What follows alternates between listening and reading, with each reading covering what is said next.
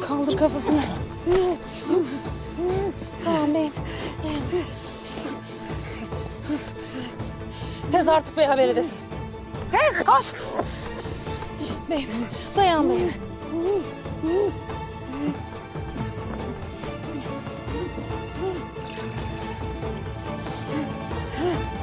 Yettim beyim.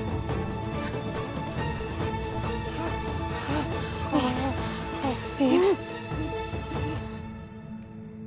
Görür müsün Gonca Gül? Obamız nelerle sınanır. Bu hainlerin obamıza yaptıkları yetmezmiş gibi indi otağımıza göz diktiler.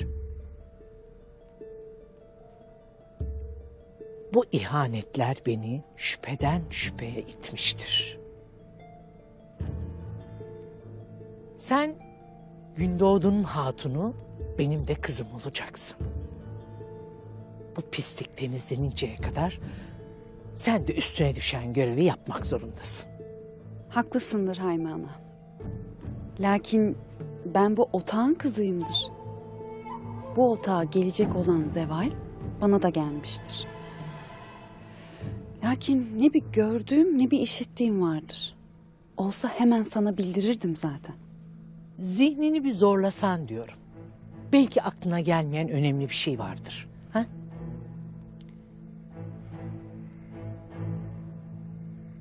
Çok düşündüm Hayme Ana. Ne bir gördüğüm ne bir işittiğim oldu.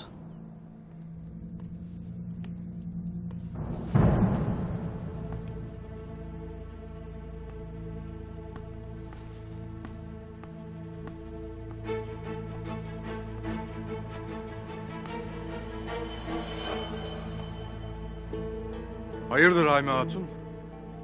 Artık düşmanlarını kendi çocuklarının arasından mı ararsın? Nedir bu telaş Gümüştekin Bey? Senin gibi Selçuklu sarayında bulunmuş biri gerekenin yapılmasına niye bu kadar telaş eder? Seni öfkelendiren nedir Gümüştekin Bey? Bu lekenin temizlenmesi için herkes üzerine düşeni yapmalı.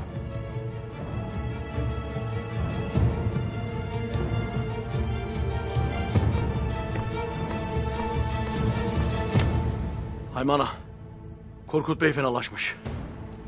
Ne diyorsun sen?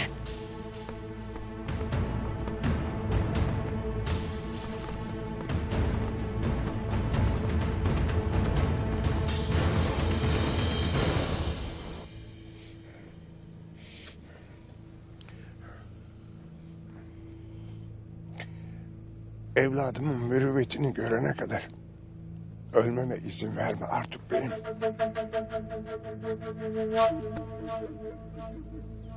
Seninle Konya'ya gitmemizin vakti gelmiştir. Damarlarında dolaşan, sürekli nükseden musibeti, ilmi benden fazla hekimlere danışmak isterim. Konya'ya gitme işini de nereden çıkardın Artuk Bey? Hiç çıkarma başıma. Beyim, seni perişan eden bu illetin ne olduğunu bilmek şarttır. Konya'da nice hekim tanırım. Her biri bir diğerinden üstündür.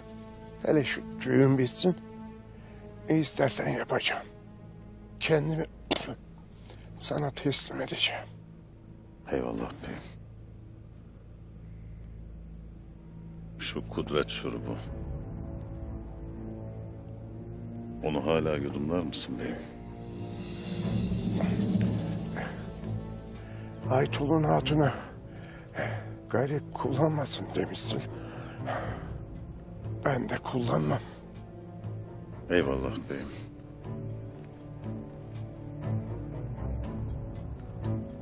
İyileşene kadar beyim bu ilacı kullansın. Kanında ne zehir varsa söküp atmaya yardım edecektir. Eyvallah. Müsaadenle beyim. Eyvallah.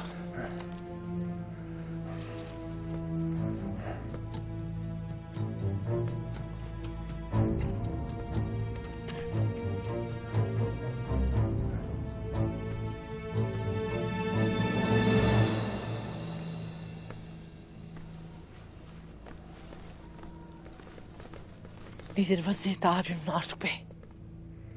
Korkut Bey'imin halini hiç iyi görmem Ayma Hatun.